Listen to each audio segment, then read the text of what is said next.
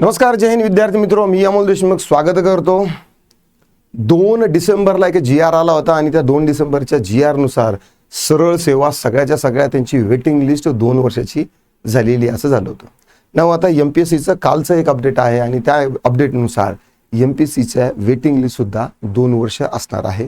नेमकं हे पत्रक काय सांगतं, कोणकोणत्या पदासाठी कोणकोणत्या परीक्षेसाठी हे व्हॅलिड आहे, सगळं काही सांगतो।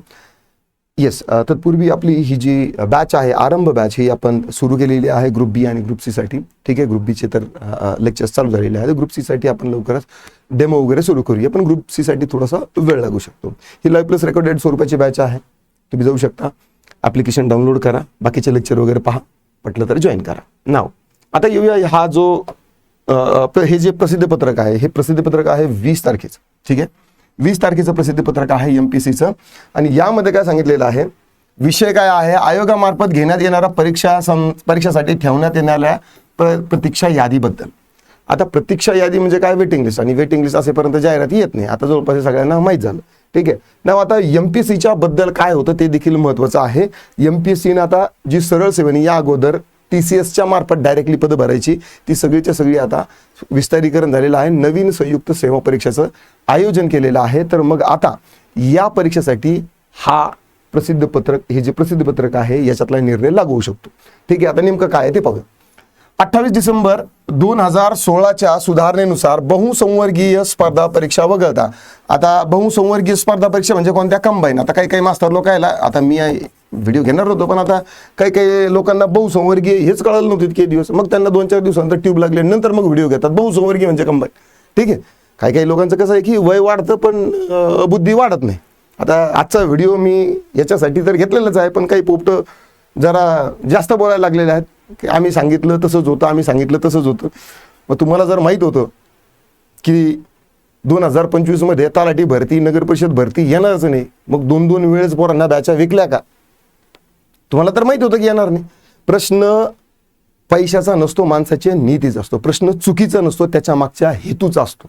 TCSचे काय तर म्हणे की बाबा बंद झाले, अरे तिथं दिलेलं होतं की बाबा दर आहे। ठीक है, पण आता मेरे मुंह में अगर उंगली डालोगे तो मैं छोड़ूंगा नहीं, यहाँ कोने में बैठ के अपना अपना काम कर रहा हूँ, शांति से सुकून से काम कर रहा हूँ, पण काही अकॅडमीचे पोपटे जरा जास्त बोलतात। ठीक आहे, हरकत नाही, आपण त्यांच्यातलाही मोठे गावकर जो आहे ना, तर तुम्ही तुम्हाला आणणार आहे। आणि मी हे का म्हणतो की त्यांच्यात मोठे गावकर आहे, मी काम केलेलं आहे त्यांच्यासोबत। ठीक आहे, चला पाहूया पुढे। एनिवेज, ज्यांना लागायचं होतं, मला माहिती आहे व्हिडिओ पाहणार आहे त्यांना तर कळणारच आहे। आता येऊया आपल्या या टॉपिकवर। सरळ स्पर्धा व इतर स्पर्धा परीक्षा व सरळ सेवा परीक्षामध्ये परीक्षा यादी 1 वर्ष किंवा त्या संवर्गाच्या पुढील परीक्षेच्या निकालाच्या दिनांकापर्यंत होती। ठीक आहे, यापैकी अगोदरच्या दिनांकापर्यंत कार्यान्वित ठेवली गेलेली होती। आता ही MPSCचं आहे, जे अगोदरचं होतं त्याच्याबद्दल नाही। दुय्यम सेवा निवड मंडळाच्या कक्षेतील पद ते वेगळं होतं। ठीक आहे, आणि मी नेहमी बोलत होतो दुय्यम सेवा निवड मंडळाच्या कक्षेतील पद ज्यावेळेस MPSC कडे येईल, MPSC कार्यकक्षेत येईल, तिथून पुढे राहिलं। ठीक आहे, पण ठीक आहे, असो। एनिवेज ना, आता या धोरणात सुधारणा करण्याचे आयोगाचे विचाराधीन होते, त्याने आयोगाने प्रतीक्षा यादी खालीलप्रमाणे निर्णय घेतलेला आहे। आता काय निर्णय घेतलेला आहे आयोगाद्वारे, स्पर्धा परीक्षा तसेच सरळ सेवेने, आता लक्षात घ्या, आता ही जी आपली परीक्षेचं विस्तारीकरण झालेलं आहे प्रशासकीय आणि तांत्रिक। ठीक आहे, तर प्रशासकीय आणि तांत्रिक या गोष्टी म्हणजे या परीक्षा ज्या आहेत तर त्या सरळ सेवेनेच होणार, याची चांगली चिन्ह जे आहेत ना तर येत आहे। इथं सांगितलेलं आहे, सरळ सेवेने भरण्यात येणाऱ्या सर्व पदाकरता बहुसंवर्गीय स्पर्धा परीक्षा वगळता, कंबाईन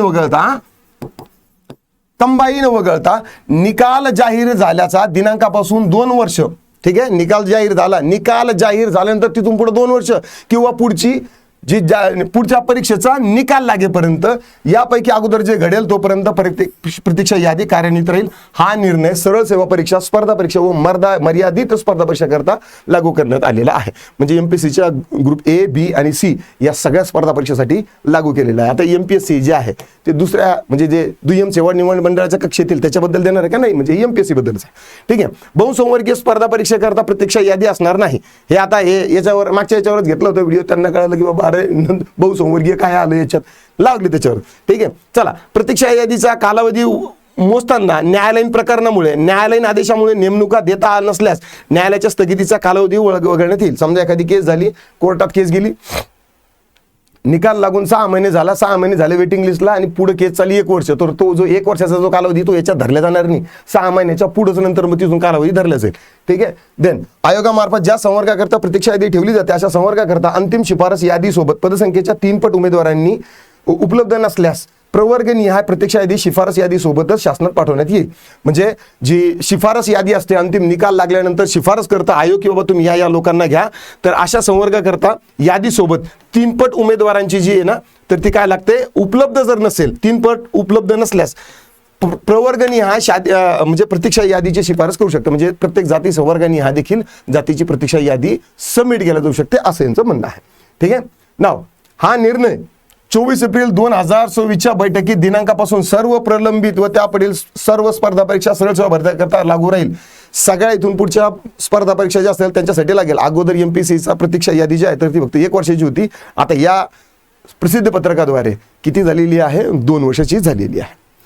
आशा करतो तुम्हाला हा व्हिडिओ आवडला असेल तर लाईक करा, शेअर करा. बरेच दिवस झाले नोटिफिकेशन घेतलं नव्हतं, पण आता ठीक आहे परत येतो ट्रॅकवरती.